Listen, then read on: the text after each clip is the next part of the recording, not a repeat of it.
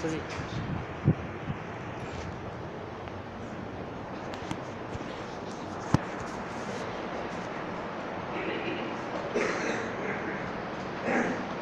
الله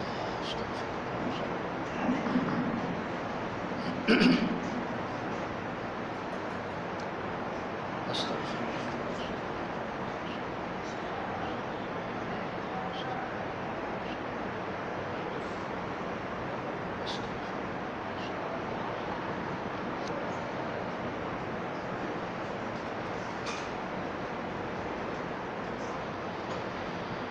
الحمد لله نحمده ونستعينه ونستغفره ونؤمن به ونتوكل عليه ونعوذ بالله من شرور أنفسنا ومن سيئات أعمالنا ونعوذ بالله من شرور أنفسنا ومن سيئات أعمالنا ونعوذ بالله من شرور أنفسنا ومن سيئات أعمالنا من يهده الله فلا مضل له ومن يضلل فلا هادي له ونشهد أن لا إله إلا الله وحده لا شريك له ونشهد أن سيدنا ومولانا محمدا عبده ورسوله أرسله إلى الناس كافة بشيرا ونذيرا وداعيا إلى الله بإذنه وسراجا منيرا أما بعد فقد قال رسول الله صلى الله عليه وسلم فضل العالم على العابد كفضلي على أدناكم صدق الله مولانا العظيم وصدق رسوله النبي الكريم ونحن على ذلك لمن الشاهدين والشاكرين والحمد لله رب العالمين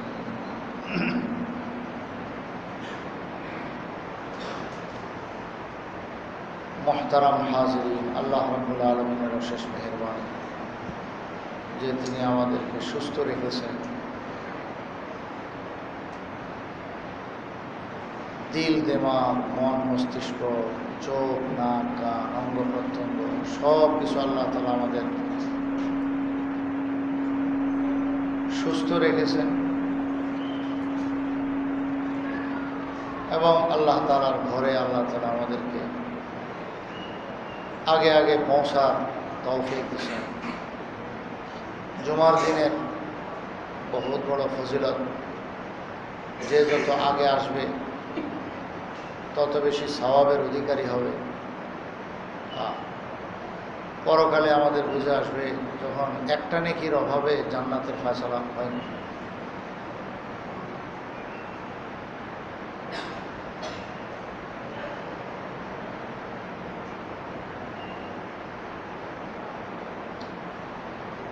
একশো ভাগের মধ্যে তার 51 ভাগ বদি হয়ে গেল আর নেকি হলো 49 ভাগ। একটা নেকি হইলে অন্তত সমান সমান হইত, আরাফ পাইত। আর যদি সমানের চেয়ে বেশি 51% নেকি, তাহলে তো বাস জান্নাতের ফয়সালা হয়ে যেত। যদিও যাওয়ার মধ্যে এত ধীর গতি হবে যে আযাব ও গজব শাস্তি ওখানেও ভোগ করতে হবে। ওল সেরাত পার হওয়ার মধ্যেও আযাব আছে। যার নেকির পাল্লা যত ভারী সে ওরকম বিজলির মতো, বরং বিজলির চাইতে আরও বেশি দ্রুত জান্নাতে পৌঁছে যাবে। তো পরকালে বুঝে আসবে যে একটা নেকির যে কী দাম, কতজনের কাছে যাবে, মায়ের কাছে, বাবার কাছে কত ধর্ণা দিবে যে মা তুমি আমাকে অনেক ভালোবাসো, আমি তোমাকে অনেক মহব্বত করি, মা তুমি আমাকে কত আদর যত্ন করছো, আমার জন্য জান প্রাণ দিছো, তোমায় বিশেষ মুহূর্তে আমার একটু উপকার করো। কী উপকার? যে একটা নেকির দরকার, একটা নেকি হইলেই বাস আমার নেকির পাল্লাটা ভারী হয়ে যায়, পার্সেন্ট বেশি হয়ে যায়, তাইলেই বাস আমার জান্নাতের ফয়সালা হয়ে যায়। মা বলবেন, তুমি কে আসছো, তোমাকে তো আমি চিনি না। আরে কি বলেন, আমি আপনার সন্তান, চেনেন না আপনি? না। আসল কথা হলো, পরিচয় দিলে তো আটকা আছে, ধরা, সে চাওয়ার সুযোগ আছে। চিনি না বললে বস একরকম ভান ধরে থাকবে, এবং সে নিজের ধান্দা করবে। যার যতটুকু নেকি আছে সে চাইবে আরেকটু নেকি হলে তো আমি মর্তবা মর্যাদা আরেকটু করে যেতে পারবো। তখন বুঝে আসবে যে এক একটা নেকির দাম কত।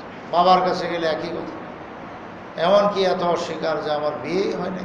মা বলবে আমার বিয়েই হয়নি, সন্তান আসবে করতে, বাবাও এরকম কথা বলে ফেরত দিয়ে দেবে। ভাইয়ের কাছে যাবে, দোস্তের কাছে যাবে, কারো কাছে কোনো একটা নেকি পাওয়া যাবে।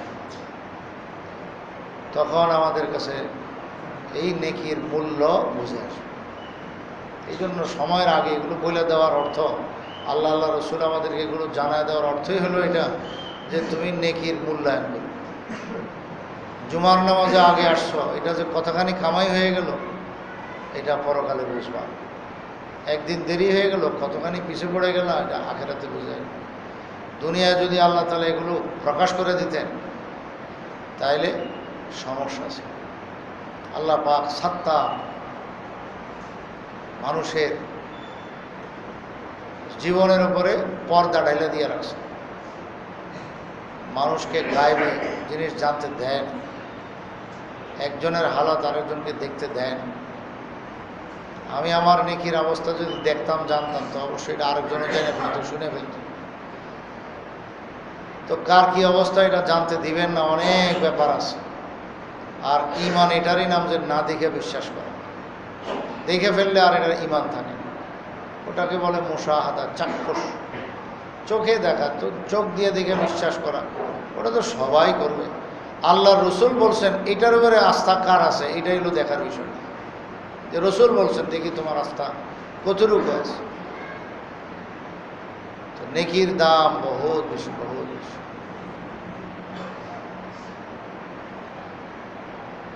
একখান নেকি এত বড় দামি যে হাসরের ময়দানে যদি সে পুরা জগৎটার মালিক হয়ে যেত,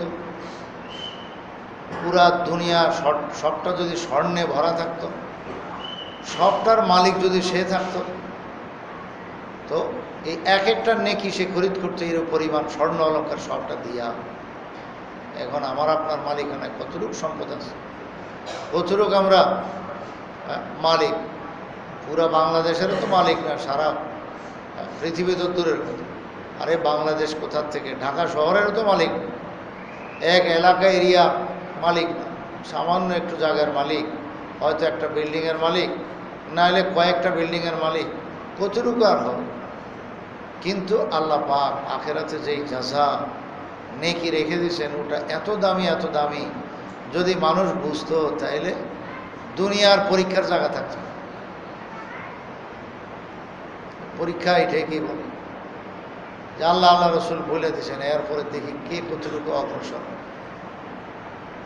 বাস্তব সব কিছু আল্লাহ প্রকাশ করে দিবেন, গোপন রাখছে। জুমায় আগে আসার দ্বারা যে আজানের আগে আসছে তার মর্তবা অবশ্যই অনেক বেশি। যে আজানের পরে আসে তখন থেকে বস সিরিয়াল লাগতে থাকে, একবারে খুতবা শুরু হওয়ার আগ পর্যন্ত ফেরেশতাগণ নথিপত্র নিয়ে দাঁড়ানো থাকে মসজিদের দরওয়াজায়, গেট সমূহ। যে ঢুকতেছে তার নাম লিস্ট হইতেছে, এবং পুরা সময়টাকে কয়েক ভাগে আল্লাহ তাআলা ভাগ করায় রাখছে। একবারে প্রথম যে ঢুকবে তার এতখানি সওয়াব হবে যে একটা ওঁট আল্লাহর দরবারে কোরবানি করলে, কোরবানি করলে যে পরিমাণ সওয়াব পাইল সেটা পাই। তো একটা ওঁট কোরবানি করে কি সোজা কথা? কয় লাখ টাকা ভাই? 3-4 লাখ টাকার নিচে তো মনে হয় না। 1 লাখ টাকা দিয়ে ওঁট পাওয়া যায় কিনা জানি না। কয়জনে ওঁট কোরবানি করতে পারে? বহু দাম। তো কয়েক লাখ টাকা দিয়ে একটা ওঁট কিনতে হয়। এরপরে একটা ওঁট কোরবানি করলে কতখানি সওয়াব? হাদিসে বলা হয়েছে যে বিকুল্লে শারাতিন হাসানা, প্রত্যেকটা পশমের বিনিময়ে এক একটা করে নেকি। নেকিটা কত বড় কত ছোট কি সাইজ কি এটা কি বলা হয়েছে? এগুলো দুনিয়াতে বোঝা যাবে না। এক একটা নেকি কত বড় দামি হইতে পারে।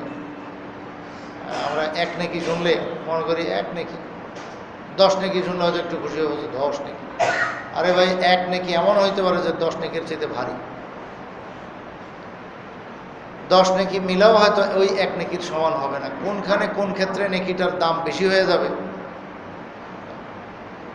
রমজানে আমল এগুলাই তো, এই রমজানে জুমার দিনে আসা আমল তো এটাই। আমরা সারা বছর ধরে জুমা পড়বো, রমজানেও তো পড়বো, কিন্তু রমজানের আমল এর নেকির সওয়াব এইটা আর অন্য সময় সব এক না। এখন বেশ কম তো হইলে আল্লাহ রসুল বলে দিয়েছেন, কিন্তু কতটুকু বেশ কম এটা কেমনি বুঝবো? আমরা কীভাবে বুঝবো? বুঝার ক্ষমতা নেই, দুনিয়া এটা বোঝা যাবে না।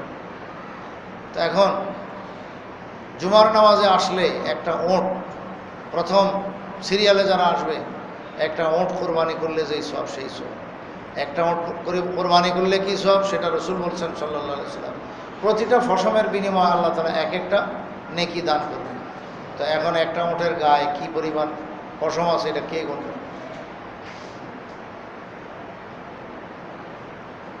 এক বর্গ ইঞ্চি যদি কেউ গুইনা দেখে যে এক বর্গ ইঞ্চির ভিতরে বা 4 আঙ্গুল এর পিছনে নিচে কতটা পশম পড়ে, তো কার এত সময় হবে আর কি সম্ভাবনা? তো একটা উটের গায়ে কত লক্ষ লক্ষ পশম হবে, এত লক্ষ লক্ষ নেকি দিয়ে দিবেন আল্লাহ তাআলা একটা কোরবানির মাধ্যমে। তো এটা যে প্রথম আসবে, প্রথম মানে একবারে প্রথম বারেই না, হ্যাঁ যত গুড় তত মিষ্টি, যে প্রথম আসার মধ্যে একবারে মনে করেন প্রথম কোরবানি করার যে সবটা, এটা আল্লাহ তাআলা 10 মিনিট পর্যন্ত দিবেন। কথার কথা যে 1:15 থেকে কথার কথা শুরু হলো, আগেরটা নাই ধরলাম, কথার কথা বোঝার জন্য বলতেছি। তো 1:15 থেকে 10 মিনিট এর ভিতরে যারা ঢুকবে মসজিদে, ফেরেশতাগণ তার নাম লিস্ট করতেছে। আমার কথা না, রাসূল করিম সাল্লাল্লাহু আলাইহি ওয়াসাল্লামের কথা। বাস্তবে এটা হয়েছে, আজকে আমরা ঢুকছি, আমাদের নাম লিস্ট হয়ে গেছে। তো প্রথম 10 মিনিটে যারা কথার কথা যারা ঢুকবে, তাদের জন্য হলো এই কোরবানির এক ওঁট কোরবানি করার সওয়াব, তার আমল নাম আজকে লেখা হবে। শুধু ঢুকার দাম, এখানে এটা বলা হয়নি যে শেষ পর্যন্ত তার সওয়াব একটু না, শুধু সে আগে আসার কারণে এই সওয়াবটা পাই। আল্লাহ, এরপরে সে আগে আসলে কি অবসর থাকবে? যে আগে আসবে সে একটু নফল পড়ারও সুযোগ পাইল, একটু জিকির আজকার করার সুযোগ পাইল। এরপরে বয়ান যখন শুরু হয়ে গেল, তো বাস তখন কিন্তু জিকির আজকার নেই, অন্য আমল নেই, ওটা আরও দামি আমল। আপনি একা বসে জিকির করবেন, তসবিহ পড়বেন, কোরআন তেলাওয়াত করবেন, নামাজ পড়বেন, যেই সওয়াব পাইতেন, ওই ইজতেমাই যে আমল আছে, সে বয়ান হইতেছে, সে বয়ান মনোযোগ দিয়ে শোনা,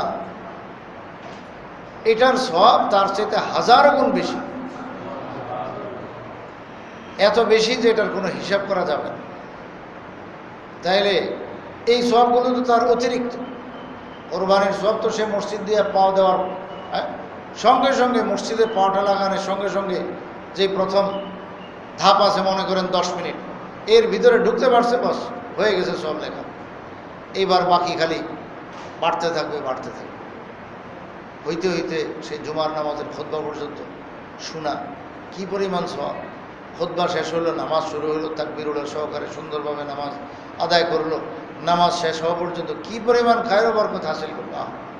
হুজুর সাল্লাল্লাহু আলাইহি ওয়াসাল্লাম এই জন্য ইরশাদ করেন, মেশকাত শরীফের 301 নম্বর পৃষ্ঠায় আছে, হযরত আবু দারদা রাদিয়াল্লাহু তাআলা আনহু থেকে বর্ণিত, হুজুর সাল্লাল্লাহু আলাইহি ওয়াসাল্লাম ইরশাদ করেন, লা ইয়াজালুল মুমিনু মু'নিকান সালিহা মা লাম ইউসিব দামান হারামা, যতক্ষণ পর্যন্ত ইমানদার খুন খারাপিতে লিপ্ত না।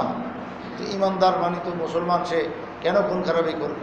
মানে এত মারাত্মক অপরাধ, হত্যাকাণ্ড, এটার সাথে যতক্ষণ সে জড়িত না হবে, হত্যাকাণ্ড করবে না, তাইলে কি হবে? ইমানদারের নেক আমলের বরকতে সে জাগাত রয় না, দেখতে দেখা যায় জমিনে আছে, আসলে সে প্রতি মুহূর্তে আল্লাহ পাকের বিশেষ নৈকট্য লাভ করতেছে খুব দ্রুত। মু'নিকান, মু'নিকান মানে মুসরিআন, অর্থাৎ দ্রুত, খুব দ্রুত সে অগ্রসর হইতেছে আল্লাহর দিকে। আমরা এই জমিনে বাস করি কিন্তু থাকবো এখানে না, আমরা কোথায় চলে যাবো? ইল্লিয়িন। ইনশাআল্লাহ ইমানদারের ঠিকানা হলো ইল্লিয়িন। উল্টা যদি হয় তাহলে সিজ্জিন। তো সে ইল্লিয়িন কত উপরে যার কোনো শেষ নাই, সেখানে মানুষ চলে যায়। হ্যাঁ, তার এই ধড় আর শরীরটা এটা মাটির নিচে চাপা দিয়ে থুয়ে দেওয়া হয়। আসল মানুষ যেটা সেটা তো চলে গেছে উপরে, অথবা তার কিসমত খারাপ হলে উল্টা দিকে চলে গেছে। তো সে এত উপরে যাবে, তো উপরে যাইতে হলে আগের থেকে তো সে আমল আল্লাহ দিয়ে দিছেন যে তুমি নামাজ পড়ো, অন্যান্য আমল করো, প্রতিটা আমলের দ্বারা তোমার খালি প্রমোশন হইতেছে। এটাই বলছেন যে লা ইয়াজালুল মুমিনু মুআনিকান সালিহা, ইমানদার নেক আমলের দ্বারা সে খালি দ্রুত অগ্রসর হইতে থাকে।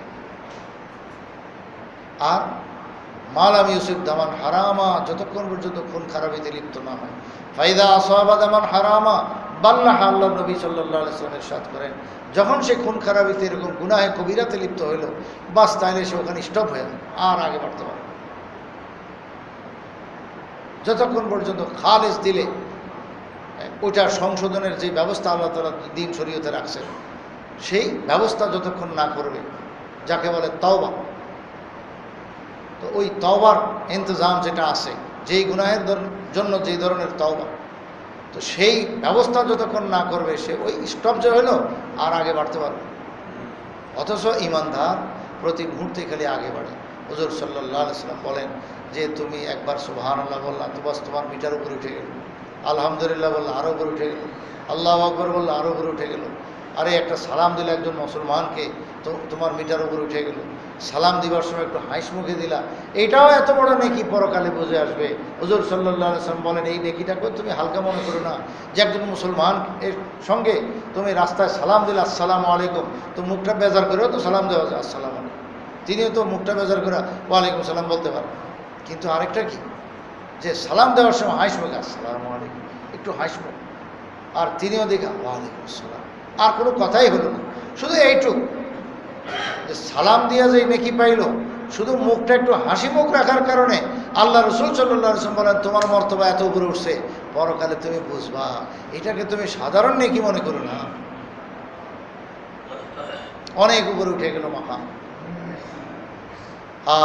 মা তুনফিকু নাফাকাতান ফি সাবিলিল্লাহ ইল্লা ইজদাদতা বিহি দারাজাতান, তুমি আল্লাহর রাহে, আল্লাহর রাস্তায় সামান্য কিছু খরচ করলা, তো এটার দ্বারা তোমার মাকাম বুলন্দ হয়ে গেল, তোমার মর্তবা অনেক উপরে চলে গেল, যেটা তুমি ধারণাও করতে পারো। এইভাবে খালি বাড়তেই থাকবে, বাড়তেই থাকবে, বাড়তেই থাকবে। ফজরের নামাজ পড়া পর্যন্ত বন্দার আমল নামা যেই পরিমাণ ছিল, ফজরের পর থেকে ওই পরিমাণ রয় নাই। এই আমল নামা অনেক উপরে উঠে গেছে, মিটার অনেক বেড়ে গেছে।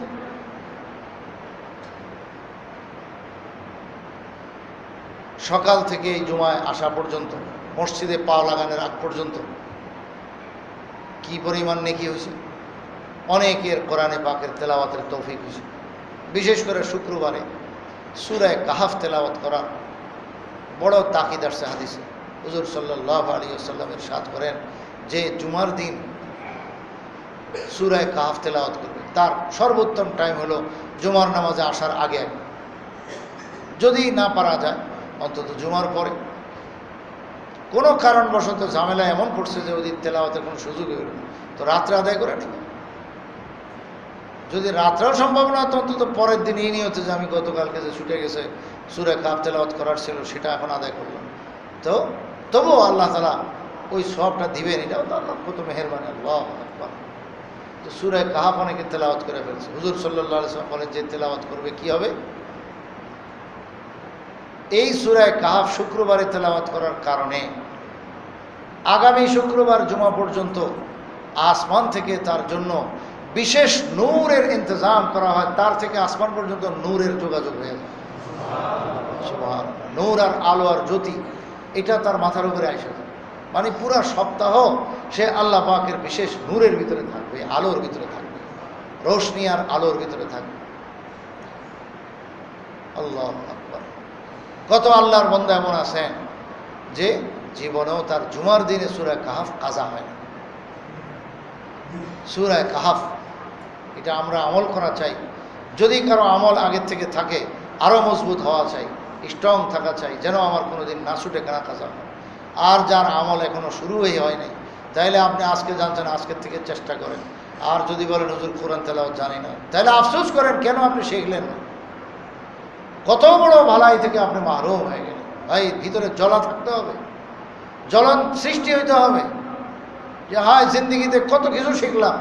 ইংরেজি এত ফরফরায় বলি যে মানুষ তাকায় থাকে, যায় সুবহানাল্লাহ, কোন দেশের থেকে আসলো, কি লন্ডন বাড়ি নাকি। এক লোক একদিন আমার কাছে আইসা আমার শুনাইতেছে, হুজুর আমি বাংলা ভাষায় বেশি কথা কইতে পারি না। তা আমার সঙ্গে কয় যে আসলে একটু একটু বাংলা বাংলা। কী ব্যাপার ভাই? হুজুর আমি তো আমেরিকা ছিলাম। কয় বছর? হুজুর একটা জীবনটাই। বাড়ি কোথায়? এখানে ঢাকা শহরে। এখানে বাড়ি, ওখানে? হুজুর ওখানে একদম পুরো আমি ওখানকার নাগরিক হয়ে গেছি, আমার ফ্যামিলি সব থাকতেছে ওখানে। তো বাংলাদেশে আসি হুজুর, এক এক সময় আসলে 1-2 বছর থাকি। তো নিজের ভাষা এটা পারি, কিন্তু বেশি পছন্দ লাগে না। ইংরেজিতেই বেশি কই এবং কইতে পারি। তো ইংরেজিতে কথা উনি বলা বেশি পছন্দ করেন এবং ওটাই বলেন। তো তার কথার ভাবসাব থেকে আমি যেটা বুঝতেছি যে উনি নিজকে খুব ফুটাইতেছেন যে আমি ইংলিশে অনর্গল কথা বলতে পারি। হ্যাঁ, ওটাই তার ভাব। মানুষের ভিতরটা গোপন থাকে, তার এই আচার আচরণ, কথাবার্তা, মুখের অঙ্গভঙ্গি সব কিছুই ভাষা দ্বারা বোঝা যায় যে তার ভিতরটা কি বলতেছে। তো মনে মনে ভাবলাম যে ভাই, তুমি ইংলিশ বলতে পারি, কত খুশি। ঠিক আছে, তোমার খুশি, এটা থাকার দরকার আছে। তুমি পারলে ভালো কথা, এটা ইংরেজি ভাষা, এটা কেউ জানতে পারলে, অনর্গল বলতে পারলে, এটা তার একটা গুণ অবশ্যই।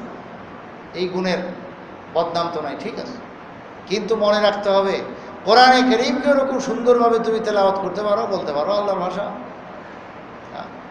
যদি না পারো বান্দা, তাইলে তুমি আফসোস করতে হবে যে হায়, দুনিয়ার ইংরেজি শিখলাম, বাংলা শিখলাম, সব কিছু অনর্গল বলতে পারি। ইংলিশে বক্তৃতা দিলে মানুষ তাকায় থাকে, হায় আমার বাড়ি কি আমেরিকা, লন্ডন না বাংলাদেশে। মানুষ সন্দেহ পড়ে যায়, লোকটা কি এই দেশি না ওই দেশি। এত সুন্দর বলতে পারলাম, কিন্তু কোরআনে কারীমের ভাষা, কোরআনে পাকের তেলাওয়াত, সেটা কি তোমার কোনোদিন তৌফিক হয়েছে? 29 হরফটা তুমি ভালো করে উচ্চারণ জানো, শিখছো? সদ আর দদ, সিন আর শিন উচ্চারণ করতে পারো? লিফটারের লেফট করলে তো তুমি খটখটে আইসা দাও। বাঙালি লিফট আর লেফট কোনটা কি বুঝেই না। লিফটে উঠতেছে আর লেফটে উঠতেছে, কি ভাই হাসা দেবেন না আপনি? আসলে হাসার কথা, কিন্তু ভিতরে রাখতে হবে যে হায়, এই লোকটা তো লিফটারের লেফট বললো, বাঁকা তাড়া করে উচ্চারণটা ঠিক মতো করতে পারলো না, ঠিক আছে, কিন্তু তার উঠার নাম তোর বন্ধ নাই, উচ্চারণটা না ভুল হল। লিফটারের লেফট করলেও তো সেই সুইচ টিপ দিলে সে 10 তলা 20 তলা যত তলা ওঠার দরকার উঠতেই আসে, আবার নামার দরকার নামতেই আসে, ওটার যা কাজ নেওয়ার দরকার সবই করতেছে। কিন্তু কোরআনে কারীম এটা তো এমন ব্যাপার না যেটা যেন যেন হইলেই হয়ে গেল। আরে এটা তো আখেরাতে আমার কাজ দিবে, এটার সম্পর্কে আখেরাতে আমাকে সুয়াল জবাব করা হবে, এটার সম্পর্কে আমাকে জিজ্ঞাসা করা হবে। কোরআনের ইলম আমি কতটুকু শিখছি, তেলাওয়াত আমি শিখে নেব না। সূরা কাহফ শুক্রবারের তেলাওয়াতের জন্য বলা হয়েছে, আফসোস থাকতে হবে যে হায় আমি এখনো তেলাওয়াতে শিখলাম না। সূরা কাহফের এই ফজিলত কীভাবে পাব? এবং জলদি তালাশ শুরু করেন, মান জাদ্দা ওয়াজাদা। যদি আপনার ভিতরে তলব থাকে যে আমি কোরআনে কারীম তেলাওয়াত শিখবো, হায়রে জিন্দিগি শেষ হয়ে গেল, শিখতে পারলাম না এখনো, তো শেখা শুরু করে দিলে, আপনি চেষ্টা করলে, মেহনত করলে দেখবেন রাস্তা আপনার জন্য পরিষ্কার। আল্লাহ তাআলা পরিষ্কার করে দিয়েছেন। সাহাবায়ে কেরাম কি বুড়াকালে শিখছেন না কোরআন শরীফ? বুড়াকালে শিখছেন না হুজুর আকরাম সাল্লাল্লাহু আলাইহি ওয়াসাল্লামের কথাবার্তা? সবাই তো বয়স্ক হয়েই তো রাসূল সাল্লাল্লাহু আলাইহি ওয়াসাল্লামের কাছে এসে গেছেন, সাহাবী বনে গেছেন, তো ওনারা কোরআন শিখছেন। সাহাবায়ে কেরাম বলেন, আমাদের মধ্যে যার এই আমপাড়ার ছোট ছোট কয়েকটা সূরা যার মুখস্থ হয়ে গেছে, আমরা তার দিকে বড় নজরে দেখতাম, সুবহানাল্লাহ, এই তো বহুত বড় দৌলতের মালিক হয়ে গেছে যে তার আমপাড়া মুখস্থ, সুবহানাল্লাহ, তাকে আমরা বড় নজরে দেখতাম। আফসোস, আজকে কত কোরআনে কারীমের হাফেজ, 30 পারার হাফেজ হয়ে গেছে, তার সিনাতে 30 পারার হাফেজ হয়ে গেছে, কিন্তু আমরা তাকে হেয় নজরে দেখি।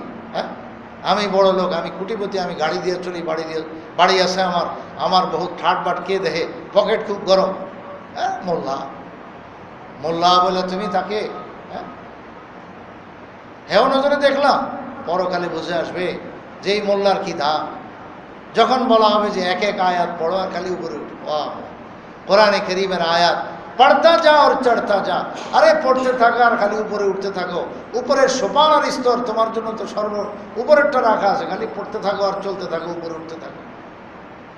তো কোরআনে কারীম তো সে লিফটের কাজ দিবে, তখন কত উপরে কত মর্যাদায় নিয়ে যাবে। তো আফসোস থাকা চাই যে কোরআনে কারীম যদি আমি না শিখতে পারি তাহলে জিন্দিগি একদম বেকার হয়ে গেল। কী হবে? বাড়ি গাড়ি এগুলো সব থেকে যাবে। আজকে যদি আমার মৃত্যু হয়ে যায় তো আমাকে এই সাদা কাপড় পরায়া সেই চকলেটের মতো দুই দিক দিয়ে মোড়ায়া গিটটা দিয়ে বলে নিয়ে থুই আসবে। সেই কোথায় যাব, কোথায় কি নিয়ে যাব, কোথায় রেখে আসবে? হ্যাঁ, সেখানে আমার যে আরেক জগৎ শুরু হবে সেটার জন্য কি করণীয় আছে, কতটুকু করলাম। আল্লাহ, মানুষ তো বলে মালি মালি, আমার সম্পদ আমার সম্পদ। আল্লাহ রসুল বলেন না, তোমার সম্পদ না এগুলো। যেটা তুমি খাইছো দাবি করতে পারো এটা আমার, পেটে ঢুকছে যখন। যেটা তুমি পড়ছো, যেই টাকাটা তুমি কাপড়ের সুরতে তোমার গায়ে উঠছে, টাকা দিয়ে তুমি কাপড় কিনছো, কাপড় বানায় লাগাইছো গায়ে, এইটা হলো তোমার। তাহলে যেটা খাইছো আর যেটা পরছো এইটা হলো তোমার। তো দুনিয়ার সব কাপড় তো একজন মানুষ পরে না, যে কটুক জামা পরে ওইটাই তার। তো এই দুইটা জিনিস হলো তোর। আরেকটা কি? আরেকটা হলো পরকালের জন্য, যেটা আল্লাহর সন্তুষ্টির জন্য, আল্লাহর সন্তুষ্টির রাহে যেটা খরচ করে দিছো, যেটা গত জুমা না এর আগের জুমা, গত জুমাই তো বললাম আল্লাহর রাস্তা। হ্যাঁ, তো আল্লাহর রাস্তা বলতে কি? গত জুমায় কিছু বলা হয়েছে, আবারও ইনশাআল্লাহ সময় মতো বলা হবে। তো কিঞ্চিত আলোচনা আসছে, কিছু শুনছেন কিছু বলছেন। দিন যে কত দামি ভাই, ইলমে দিন। ইলমে দিনের ভিতরেই সব আল্লাহ রসুল রেখে গেছেন, সব বলে দিয়েছেন। আল্লাহ তাআলা রেখে দিয়েছেন, রসুল সব বলে গেছেন, সব এটার ভিতরেই আছে। খালি আমাদের তলব দরকার, আমাদের শিখার দরকার। তো আল্লাহর রাহে যদি তুমি বান্দা খরচ করেছো বা আল্লাহর সন্তুষ্টির জন্য, তাহলে ওটা আখিরাতে জমা, ওটা আসল তোমার। তাহলে তিনটা হইল, বা দুইটা বলতে পারেন, একটা হলো খাওয়া, একটা হলো পড়ায়, দুইটার একটাই দরকার। আর দুই নম্বর হলো যেন আখিরাতের জন্য জমা, আল্লাহর সন্তুষ্টির রাহে তুমি খরচ করে ফেলেছো। তিন নম্বর আরেকটা হলো যেটা আসলে আমরা বলি ওটাই আমার সম্পদ, সেটা হলো তোমার বাড়ি, তোমার গাড়ি, তোমার ব্যাংকে যে কোটি কোটি টাকা জমা, তোমার ব্যবসা বাণিজ্য যে আছে, ব্যবসার পণ্য হিসাবে কোটি কোটি টাকার মাল তোমার দোকানে ভরা আছে, গোডাউনে আছে। এইটাকে আমরা মনে করি কি আমার মাল। হুজুর সাল্লাল্লাহু আলাইহি ওয়াসাল্লাম বলেন, হায় রে ধোঁকা, এইটা তোমার না। এই মুহূর্তে যদি তোমার মৃত্যু আসে, এটা হলো তোমার আওলাদ ফরজন্দ, দোস্ত আহবাব, যারা মিরাজ পাবেন, ওয়ারিশগণের সম্পদ, তোমার। ওই তুমি যেটুকু আখিরাতে আল্লাহর রাহে খরচ করে গেছো, আল্লাহর রাহের জন্য, আল্লাহর সন্তুষ্টির জন্য, ওইটা তোমার বলতে পারো। আর যেটা খাইছো করছো, এটা তো গেলো এমনি শেষ হয়ে। খাইছো তো বাস, বাথরুমে গিয়ে শেষ। পড়ছো তো কদিন মধ্যে পুরান হয়ে গেছে, আর এটা বেকার, ফেলে দিছো। কি ভাই, ছোটোবেলার থেকে এই পর্যন্ত কত জামা আমরা পড়লাম, সব কি রেখে দিছি? এগুলো তেনাতুনা বানায় বসে, এমনি কোন কাজে শেষ হয়ে গেছে। হুজুর সাল্লাল্লাহু আলাইহি ওয়াসাল্লাম এটাই বলছেন যে বাস এটা শেষ হয়ে গেছে। তাহলে এই দুইটা খাওয়ার পর এটা তো লগে লগে শেষ, রেজাল্ট এখানে। আর জমা যেটা, এটা একমাত্র আখিরাতে। আর যেটা তোমার কাছে জমা আছে, তুমি যেটা দেখতেছো ব্যাংকে আছে, এই যে বললাম ব্যবসার সূত্রে আছে, মানুষের কাছে পাওনা আসো, এবং বিল্ডিং বানায় ফেলছো, গাড়ি বানায় ফেলছো, কত কিছু বানায় ফেলছো। এগুলো সম্পদকে সম্পদ কিনা রাখছো, জায়গাকে জায়গা কিনা রাখছো। তোমার দলিলপত্র এরকম আলমারিকে আলমারি বস্তা বনে গেছে, কত সম্পদের মালিক। মনে রাখবে এগুলো আজকে তুমি মরে গেলে এই মুহূর্তেই বাস আরেকজনের হয়ে গেল। আল্লাহ, তাইলে তোমার যেটা মাল বলতো, সেটা আসলে ধোকার ভিতরে আসো। বন্দায় ধোকার ভিতরে থাইকো না, এই আমার উম্মত এই ধোকার ভিতরে থাইকো না। এগুলো বলার অর্থই হলো যে চোখের মধ্যে যেন আমাদের শয়তান ধুলা না দিতে পারে। আল্লাহ রসুল এই ধুলা মাঝে মাঝে কেটে দিছেন, সব বলে দিয়েছেন হাকিকত, যে এগুলো চিন্তা করো এবং এই জন্য আখেরাত কামাইবার চেষ্টা করো। তোমার সম্পদ দিয়ে তুমি আখেরাত কামাও। যেটা দিনের কাজে ব্যয় হলো, মনে রাখবে এটাই তোমার বাস কাজে লেগে গেল। এই সম্পদটা তোমার, দাবি করতে পারো যেটা আমার। ইখলাসের সাথে করছো, ডান হাতে খরচ করছো, বাম হাতেও টের পায় নাই, মানে তোমার আপন জনেও টের পায় নাই, কাউকে বলার দরকার নেই। বাস আল্লাহ দেখতেছেন, তুমি দেখতেছো। আল্লাহ রাব্বুল আলামিন কি শুধু দেখায়, কাউকে না দেখায়, কাউকে না জানায়, যে গোপন সদকা মানুষ করে, এটার মূল্য, এটার দাম এত বেশি। হুজুর সাল্লাল্লাহু আলাইহি ওয়াসাল্লাম ইরশাদ করেন যে আল্লাহ তাআলা যখন জমিন বানাইছেন, জমিন হেলাদুলা শুরু করছে। আল্লাহ তাআলা বিশাল বড় বড় পাহাড় তৈরি করে জমিনের উপরে লাগাই দিয়েছেন। জমিনের যে নড়াচড়া আছে এটা বন্ধ হয়ে গেছে। নড়াচড়া দুই ধরনের আছে, একটা হলো নিয়মতান্ত্রিক, যে দিন হয় রাত হয়, সূর্য ঘুরে পৃথিবী ঘুরে, এই যে সৌরবিজ্ঞান যারা জানেন তারা জানেন, এই ঘুরার কথা এনে নিষেধ করা হয়নি। ওটা কোনটা? সেটা হলো কাপাকাপি, উশৃঙ্খল বিশৃঙ্খল যে চলাফেরা, যে নড়াচড়া, এই নড়াচড়াটা আল্লাহ তাআলা বন্ধ করে দিয়েছেন। পাহাড় পর্বত লাগায়, বিশাল বিশাল পাহাড়, ভারী ভারী পাহাড়, কত টন, এগুলো কেউ মাপতে পারে? এত মাইলকে মাইল লম্বা, শত শত মাইল লম্বা শুধু পাহাড়। এই পাহাড়গুলো তৈরি করে দিয়েছেন পরে বাস জমিন একদম স্থির হয়ে গেছে, ব্যালেন্সে এসে গেছে। এরপরে যে ঘোরা এখন 24 ঘন্টা চলতেছে সেটা হলো নিয়মতান্ত্রিক ঘোরা, সৌরবিদ্যা অনুযায়ী। যাক, ওগুলো আবার ভিন্ন কথা। তো আল্লাহ রাব্বুল আলামিন এই পাহাড় বানানোর পর ফেরেশতাগণ আশ্চর্য বলেন, আরে পাহাড়ের ওজন এত বেশি, পাহাড়ের এত শক্তি, এত বিশাল বড় জগৎ, দুনিয়া যেটা কাঁপতেছিল থামায় ফেললো। আয় আল্লাহ, তোমার কাছে এর চাইতে আরো বেশি শক্তিশালী কোনো কিছু আছে কিনা? আল্লাহ তাআলা বলছেন যে হ্যাঁ আছে। কি সেটা? সেটা হলো লোহা। লোহা দিয়ে পাহাড় কাটে ফেলে তো বুঝাই যায়। সৌদি আরবের এত পাহাড়, মাটির পাহাড় না, পাথরের পাহাড়, কিন্তু লোহা দিয়ে কিভাবে কেরেন দিয়ে পানিগুলো কাইটা কাইটা টুকরা সব ফেলে দেয় একদিকের থেকে একদিকে, তাম সব ময়দান খালি করে ফেলতেছে। মক্কা শরীফের মাতাফ সহ হারাম, মসজিদে হারাম কত প্রশস্ত করতেছে, সব পাহাড় কেটে কেটে। জাবাল আবি কুবাইস ছিল হুজুর সাল্লাল্লাহু আলাইহি ওয়াসাল্লামের যুগেও ছিল, এবং এই পাহাড়টার উপরেই হযরত ইব্রাহিম আলাইহিস সালাতু ওয়াস সালাম কাবাঘর নির্মাণ করার পরে আজান দিয়েছিলেন আল্লাহু আকবার বলে। সেই আজান সারা দুনিয়ার মানুষের কাছে আল্লাহ পৌঁছাইছেন।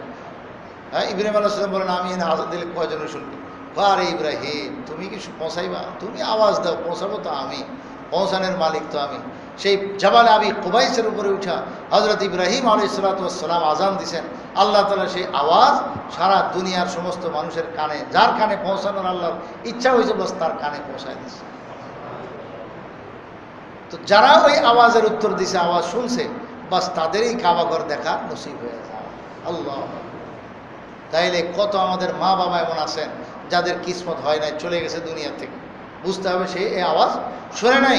আপনাকে আল্লাহ তাআলা একবার না দুইবার না কতবার যাওয়ার তৌফিক দিয়েছেন। শুকরিয়া আদায় করা উচিত যে এই সময় আওয়াজটা ঠিক মতো পাইছিলাম, আর লাব্বাইক বলতে থাকছি যে আল্লাহ আমি তো হাজির।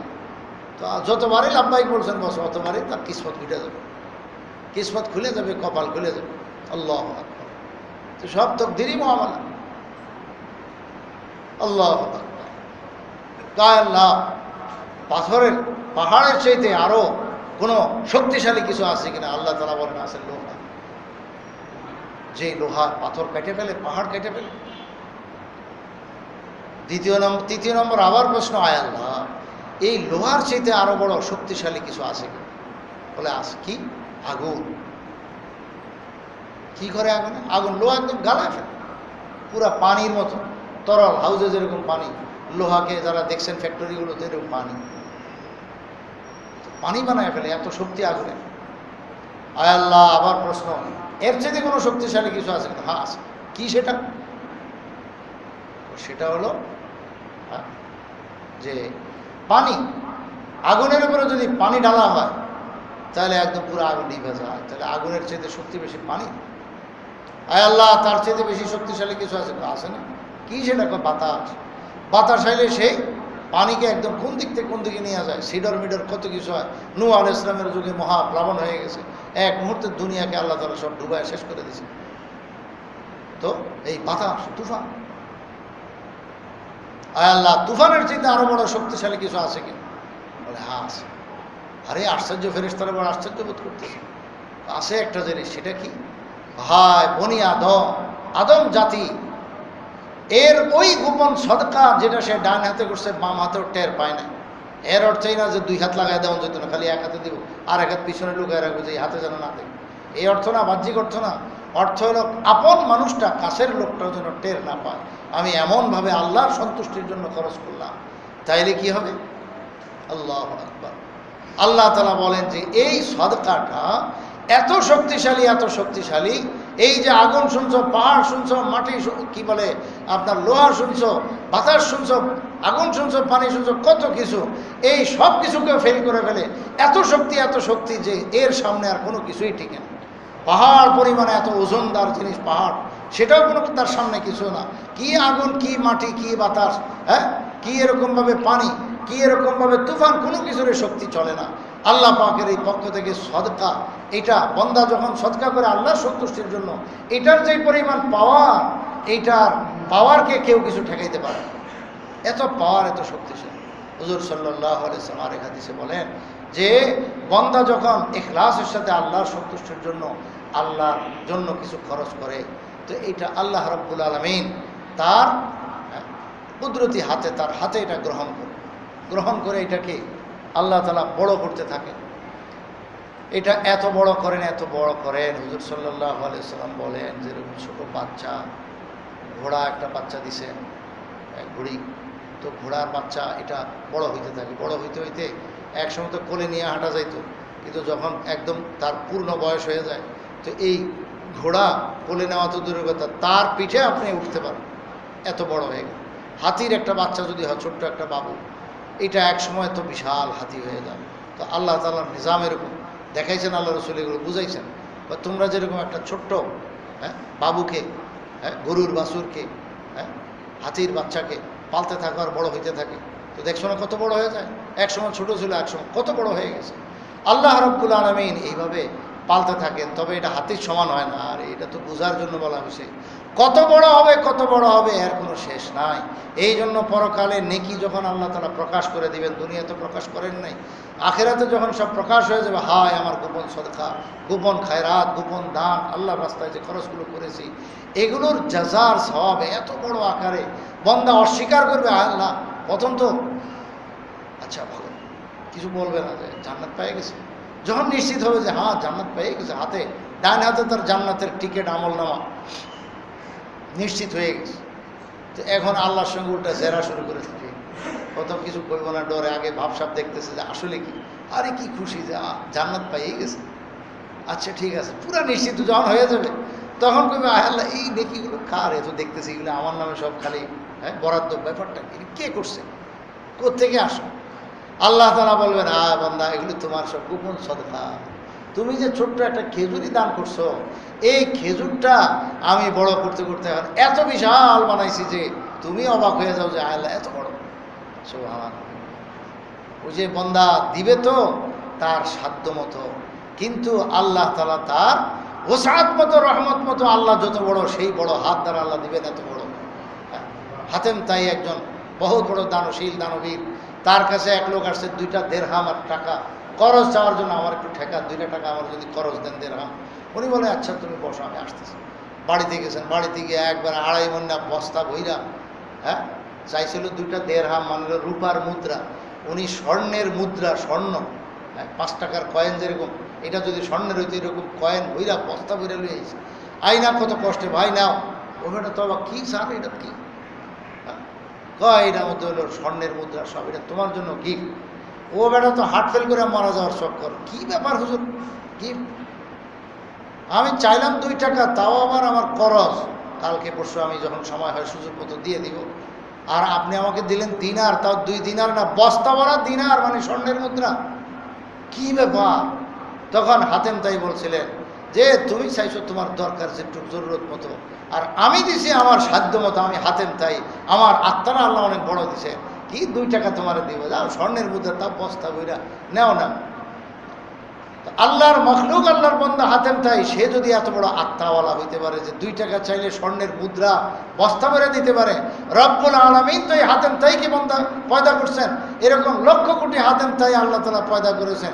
সমস্ত হাতেম তাইকে একখানে করলেও যত বড় দান আর যত বড় মন মানসিকতা হবে, সেটা আল্লাহর দরবারের রহমতের সামনে সূর্যের মাথার সমানও না, কিছুই না। তো সেই রব্বুল আলামিন কি পরিমাণ দেওয়া দিবেন পরকালে, এই ছোট্ট দান এটা এত বড় আকারে দিবেন। বন্দা তো দেখা যদি মওত থাকতো, এই তার নেকির পাল্লা দেখে সে হার্ট ফেল করতো, কিন্তু আল্লাহ তাআলা তো মওত দুনিয়াতেই দিয়েছেন, আর তো মৃত্যু নাই। এই জন্য হার্ট ফেল হবে না, সেখানে সে স্বাভাবিক স্টিল দাঁড়ায় থাকবে। হুজুর সাল্লাল্লাহু আলাইহি ওয়াসাল্লাম জিবরাইলকে তার আসল রূপে দেখতে চাইছিলেন, দরখাস্ত করছিলেন একবার। তো বলেন যে ইয়া রাসূলুল্লাহ, আমার শরীর এত বড়, আপনি দেখলে তো অজ্ঞান হয়ে যাবেন, অস্থির হয়ে যাবেন। বলে আমি মনটা তো চায় তুমি খালি দেহিয়া কালবির শুরুতে আসো, একবার যদি তোমার আসল রূপে দেখতাম। একবার এই তামান্না আকাঙ্ক্ষা করছিল নবুয়তের প্রথম দিকে। হযরত জিবরাইল আলাইহিস সালাতু ওয়াস সালাম বলেছেন, ইয়া রাসূলুল্লাহ, আচ্ছা দেখি আপনার সহ্য কতটুকু, আপনি একটু নিচের দিকে তাকান। নিচের দিকে তাকাইছে, আজিয়াদ নামক জায়গা, মক্কা মুকাররমা আজিয়াদ নামক জায়গা, এখনো সেই জায়গা হাজী সাহেবরা গেলে দেখেন, সাইনবোর্ডে লেখা থাকে দোকানপাটে মাকামে আজিয়াদ। আমিও গেছি, কিন্তু কোন জায়গা যে সেই জায়গা কি আর এখন ওরা চিহ্ন রাখছে, বা রাখলে ওটা গোপন, ওলামায়ে কেরাম হয়তো ওই দেশি যারা স্থানীয় এরা বলতে পারবে, আমরা তো জানি না। তো আজিয়াদ কত ঘুরছে ওই জায়গায়, যে আল্লাহ যদি জানতাম কোন জায়গাটা। তো ওই জায়গায় হুজুর সাল্লাল্লাহু আলাইহি ওয়াসাল্লামকে বলছেন আপনি নিচের দিকে তাকাইছেন। ইয়া রাসূলুল্লাহ, আমি এবার ঠিকঠাক হয়েছি, এবার একটু দেখেন তো, আওয়াজটা শুনতেছেন। যেই মাথা উঠাইছে, বাস এক নজর দেখে রাসূল সাল্লাল্লাহু আলাইহি ওয়াসাল্লাম একদম পড়ে গেছে। আল্লাহ, কেন? পুরাটা আসমান সবটা ভরা এত বড় এক শরীর নিয়ে জিবরাইল আলাইহিস সালাম এভাবে কুরসির উপরে, চেয়ারের উপরে বসছেন। আল্লাহ, হুজুর সাল্লাল্লাহু আলাইহি ওয়াসাল্লাম এত বড় দেহ দেখে সহ্য করতে পারেন না। অথচ গত রাত্রে আপনারা তাফসীরে শুনছেন, অনেক ভাই জুমাতে আসেন, তাফসীরে আসেন না। মনে রাখবেন ভাই, যদি আসেন আপনার লাভ হবে, না আসলে আল্লাহ পাকের দ্বীনের কথা, কোরআন হাদিসের কথা সব আপনার চলতেই থাকবে ইনশাআল্লাহুল আজিজ। তবে সস্তা মনে করেন না, আল্লাহ রসুলের কথা বহুত দামি কথা। যদি কারো মনে চায় সব জায়গায় আপনি প্রতি বৃহস্পতিবার রাত্রে আপনি ইহতেমাম করেন, একটাও মিস করেন না, হ্যাঁ, এক জমানা পর্যন্ত শোনেন, এরপরে দেখেন আল্লাহ তাআলা কি বরকত দেন। যা, তো গত রাত্রে বলে ফেলছে, হুজুর আকরাম সাল্লাল্লাহু আলাইহি ওয়াসাল্লামের শরীরটা কত বড়, হ্যাঁ, শক্তিশালী, বিস্তারিত আমার সময় নেই বলো। তো এত শক্তি রাখা সত্ত্বেও এই দেহ নিয়া রসুল সাল্লাল্লাহু আলাইহি ওয়াসাল্লাম শুধু একটু জিবরাইল আলাইহিস সালামকে দেখছেন আসল রূপে, দেখে অজ্ঞান হয়ে গেছেন, পড়ে গেছেন। হযরত জিবরাইল আলাইহিস সালাম তাড়াতাড়ি নিজে সুরত বদলা পিচ্ছি মানুষের সেই দেহিয়ে কালবি রাদিয়াল্লাহু তাআলা আনহুর মতো আকার ধারণ করে, মানুষ সেই সাইজে ওই সাইজে ধারণ করে আয়েশা তাড়াতাড়ি উঠাইছেন নিজেই। ইয়া রাসূল, উঠাই তখন মাথা মশা শুরু করছেন, আরও কত ঔষধ দেওয়া শুরু করছেন। জিবরাইল তো বোঝেন না, রে আমি আপনারা কইছিলাম যে আপনি খামাখা এটা দেখে সহ্য করতে পারবেন না, আমি তো এটা বুঝছিলামই, আপনি আকাঙ্ক্ষা করছেন, এখন তো আপনার জ্ঞানই নেই। তো কত মোছামাছি দিয়ে আদর যত্ন করে। জিবরাইল আলাইহিস সালাম স্বয়ং রসুল সাল্লাল্লাহু আলাইহি ওয়াসাল্লাম বাড়ি পর্যন্ত দিয়ে আসছেন। রসুল সাল্লাল্লাহু আলাইহি ওয়াসাল্লাম বাড়িতে ফিরা খাদিজা করে ডাক দিয়েছেন, আমার জলদি, হ্যাঁ, কম্বল দাও, ল্যাপ দাও, তোষক দাও, আমার জ্বর আসতেছে, আমি শেষ। বাস শুয়েছে, কি হয়েছে তো আর কয় না। জিবরাইল কি গিয়ে আর খাদিজা রাদিয়াল্লাহু আনহা দেখছেন? জিবরাইল তো বাস বিছনায় শোয়া দেন, আপনি থাকেন, আমি যাই। রসুল সাল্লাল্লাহু আলাইহি ওয়াসাল্লাম বাস এই তোষক, হ্যাঁ, ওই জমানায় যেটুকু ব্যবস্থা ছিল, তো কম্বল টম্বল ল্যাপ তোষক যাই কিছু দেওয়ার সব দিয়েছেন। অনেকক্ষণ ঘন্টাকে ঘন্টা শুয়েছিলেন। শোয়ার পরে মানুষ যখন ভয় পায়, তো তখন এই ভয় দূর করার জন্য ব্যবস্থা এটাই যে অনেকক্ষণ শুয়ে থাকলে, রেস্ট নিলে, তো তার স্বাভাবিক আবার সব কিছু এতেদাল হয়ে যায়, তার হার্ট চলাচল সব ঠিক হয়ে যায়, রক্ত চলাচল ঠিক হয়ে যায়। সাইয়্যিদুল মুরসালিন এত তাকাতওয়ার শক্তি নিয়ে, হ্যাঁ, জিবরাইলকে দেখার পরও ফেল খেয়ে গেলেন। দুনিয়াতে যদি আল্লাহ রাব্বুল আলামিন আমাদের নেকিগুলো এইভাবে দেখাইতেন, এত বড় নেকি, দান করলাম 10 টাকা, কিন্তু এটার জাযা আল্লাহ তাআলা এত বড় দিয়েছেন, হ্যাঁ, উহুদ পাহাড় পরিমাণ সমান সওয়াব, বা তার চেয়ে আরও বেশি। কত মানুষের ইখলাস যার যত বেশি থাকে, যার দিলের অবস্থাটা যেরকম থাকে, ওই অবস্থা নিয়ে যে দান খয়রাত করে, আল্লাহর রাহে খরচ করে, আল্লাহর সন্তুষ্টির জন্য খরচ করে, তো ওটা তত বেশি বড় হয়ে যায়। তাইলে এরকম উহুদ পাহাড় পরিমাণ যদি সওয়াবটা সে দেখে সহ্য করতে পারবে, আর যদি উহুদ পাহাড়ের কয়েক গুণ হয়, আরও বড় হয়, আরও বড় হয়, তো 10 টাকার সওয়াব, এটা দেখার পরে তো মানুষ হার্টফেল করে, মানুষ সহ্য করতে পারবে না। আল্লাহ তাআলা কত বড়, হ্যাঁ, করম আর মেহেরবানি করেছেন যে এগুলো আল্লাহ দুনিয়া প্রকাশ করে, সব গোপন রেখেছে। দুনিয়াতে কিছুই প্রকাশ পাবে। যাই হোক, তো বনি আদমের এই সদকা, এইটা সবচেয়ে বড় পাওয়ারফুল, যে এটা এত বড় নেকি, হ্যাঁ, আল্লাহ তাআলা করে দিবেন যে হাসরের ময়দানে এগুলো দেখা যাবে। যখন বান্দা এগুলো দেখবে, অবিশ্বাস করবে, বিশ্বাসই করতে পারবে না, আল্লাহ এগুলো কার কামাই, কার নেকি এগুলো, আপনি কি আমাকে দিয়ে দিয়েছেন নাকি অন্যেরটা? না না, এটি বান্দা তোমারটাই, তুমি দিছো তোমার সাধ্য মতো, আমি রব্বুল আলামিন দিছে তোমার জাযা আমি রব্বুল আলামিনের মতো। আমার রহমত কত পরিমাণ, আমার সাগর, রহমতের সাগর, আমি তো আরহামুর রাহিমিন, আমি তো রহমান, অসীম দয়ালু। এত দিলেও আমার দরবারে কোনো কিছু কমে না, কোনো কিছুই কমে না। তো এই জন্য সব মেহরবানি করে দিয়ে দিলাম। তো তুমি দিছো তোমার সাধ্য মতো, কিন্তু আমি জাযা দিছি আমি রব্বুল আলামিনের উসআত মতো, আমি যত বড় সেই বড় হিসাবে দিছি। আল্লাহ। তো আখেরাতে গেলে বুঝে আসবে আমাদের এই নেকিগুলোর যে কত দাম। বলতেছিলাম যে মসজিদে ঢুকার জুমার দিনে যে টাইমটা আছে, একদম খুতবা শুরু হবে মনে করেন কথার কথা 1:15, তাইলে এই কি কি আপনার 12:15 আজান হয়েছিল। তো 12:15 থেকে মনে করেন 1:15, কতক্ষণ ভাই? 1 ঘন্টা 60 মিনিট। এই 60 মিনিটের মনে করেন কয়েক ভাগ আল্লাহ তারা করবেন। তো প্রথম 10 মিনিটে যারা মসজিদে ঢুকবে, একটা ওঁট আল্লাহর রাস্তায় কোরবানি করলে যেই সওয়াব হবে সেটা। একটা ওঁটের সওয়াব কি পরিমাণ, কি সোজা মনে করছি আমরা? হায়, এ তো সস্তা নাকি? প্রত্যেক জুমায় আপনি প্রথম 10 মিনিটের ভিতরে যদি ঢুকতে পারেন, বাস প্রতি জুমায় আপনি একটা করে ওঁট পেয়ে গেলেন। খামখেয়ালি কথা না, কত বড় দামি কথা। এইভাবে পুরা বছর ভরা কি পরিমাণ পাইলেন, 2 বছরে কি পরিমাণ ওঁট কোরবানি করার সব পাওয়া যাবে, 10 বছরে কি পাওয়া যাবে। আল্লাহু আকবার। আগেরকার উম্মত এই জন্য বড় আফসোস করেছেন, নবীগণ পর্যন্ত আফসোস করেছেন, হায় আখেরি পয়গম্বরের ফজিলত যে কী পরিমাণ হবে। মুসা আলাইহিস সালাম তো মেরাজে দেখা হয়েছে, ওরা কাঁদিয়ে দিছে। ওই আর হজরত মুসা আলাইহিস সালামকে বলছেন, ভাই আমি কি আপনার কোনো কষ্ট দিয়েছি? না, কষ্ট না। তো কানলেন কেন আমাকে দেখে? বা আমি কাঁদতেছি, হায় তোমাকে আল্লাহ দুনিয়ার সবার শেষে পাঠাইছেন, আমাদের নবীদের সিরিয়ালের মধ্যে সবার শেষে তুমি, কিন্তু আল্লাহ তোমাকে যে কি মর্যাদা দান করেছে, আর তোমার বরকতে তোমার উম্মতের দাম যে কি পরিমাণ। হায় রে, এই দামি সম্পদ আমরা তো কেউ পাই না। আল্লাহু আকবার। আমাদের উম্মতরা তো মাহরুম। নবীগণকে আল্লাহ তাআলা ভিন্ন মর্যাদা দিয়ে রাখছেন, কিন্তু ওনার উম্মতের জন্য আফসোস হয়েছে যে আমার উম্মতরা তো এই ফজিলত পায় না, পাবে না। তো আজকে এই নেকি সস্তা হওয়ার কারণে মুসা আলাইহিস সালাম, এই জন্য আমরা বুঝি না, মুসা আলাইহিস সালামকে যদি বলা হয়তো যে আপনার উম্মতকে সুযোগ দেন, বা মুসা আলাইহিস সালামের উম্মতকে যদি বলা হয়তো যে আপনাদেরকে সুযোগ দেওয়া হলো যে আপনারা কি করেন, বেশি না একটা জুমা একটু ধরেন, নেকি হবে কি প্রথম 10 মিনিটে মসজিদে ঢুকতে পারলে একটা ওঁট পরিমাণ সওয়াব পাবেন, আর বাকি নামাজ, খুতবা, বয়ান, হ্যাঁ যা আছে নফল ইবাদত, জিকির, আজকার, এগুলো তো বাড়তে আসেই মনে আছে। হ্যাঁ, তো শুনলে কি পরিমাণ অবস্থা হয়তো বলে, মাথা ফাটাফাটি হয়ে যেত মসজিদে ঢুকে নিয়ে। হায়, যে এত পরিমাণ নাকি কে ছুড়ায় রে, কে ছাড়ে রে। আল্লাহু আকবার। মুসা আলাইহিস সালামের উম্মতকে যদি এরকম জানানো হইতো, ঈসা আলাইহিস সালামের উম্মতকে যদি বলা হইতো, কি পরিমাণ পারাপারি লাগাই দিত শুধু 1 জুমা ধরার জন্য। আর যদি বছর ভরা জুমার চান্স দেওয়া হইতো, যে 1 বছর সুযোগ দেওয়া হইলো, যে আখেরি পয়গম্বরের যে জুমার নামাজটা আছে, এই জুমাটা ধরো 1 বছরে যে কয়টা আছে, 54টা না কয়টা, তো এই জুমাগুলি ধরো। আল্লাহু আকবার, কি পরিমাণ কদর তারা করতেন। কিন্তু আমরা সস্তায় পেয়ে গেছি, তো এই জন্য আমাদের মূল্যায়ন কম। এটা মানুষের একটা আবার নেচার। হ্যাঁ, মানুষ যখন খুব দামি জিনিস খুব ইজিভাবে পাওয়া যায়, তখন এটা বেশি মূল্যায়ন হয় না। আংটি, স্বর্ণের আংটি, যেই বেচারা জীবনে কোনোদিন স্বর্ণ পরার, হ্যাঁ দূরের কথা দেখেও নেই, গাঁও গ্রামে কত মানুষ এরকম পাওয়া যাবে, এত ভোলা ভালা মানুষ স্বর্ণ কোনোদিন দেখেও নেই, পাওয়া যেতে পারে। সেই লোক স্বর্ণ দেখলে কি মূল্যায়ন করবে এটা? কেউ যদি একটা স্বর্ণের আংটি গিফট করে, কি মূল্য দিবে তার? আর ঢাকা শহরের মানুষ প্রায় খালি বিভিন্ন উপলক্ষেই হাদিয়া পায়, নিজে কিনতে হয় না, আত্মীয় স্বজনরা দেয়, আংটি কয়েকটা করে পায়।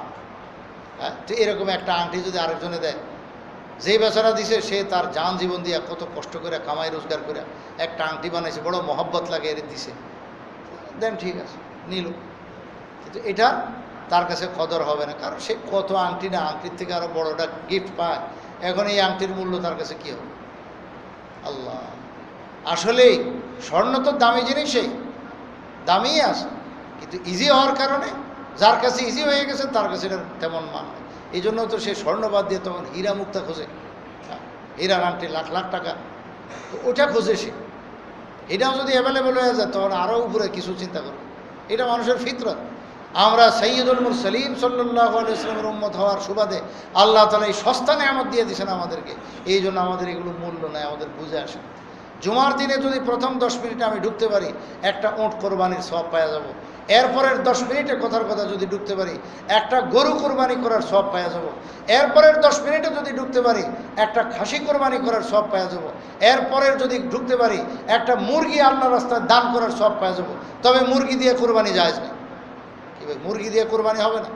কিন্তু রাসূল সাল্লাল্লাহু আলাইহি ওয়াসাল্লাম খাসি পর্যন্ত কোরবানির কথা বলছেন, এরপরে বলছেন হলো মুরগির কথা। এরপরে যদি কেউ ঢুকে এরপরের মিনিটে, তাইলে আল্লাহ তাআলার দরবারে একটা ডিম কোরবানি করার সওয়াব সে পাওয়া যাবে। তো একটা ডিমও যদি আল্লাহর রাস্তায় সে কোনো গরিব মিসকিনকে দান করে বড় ইখলাসের সাথে, তো এটারও তো আল্লাহ পাকের কাছে কত সওয়াব হবে। তো এইটুকু সওয়াব পাবে।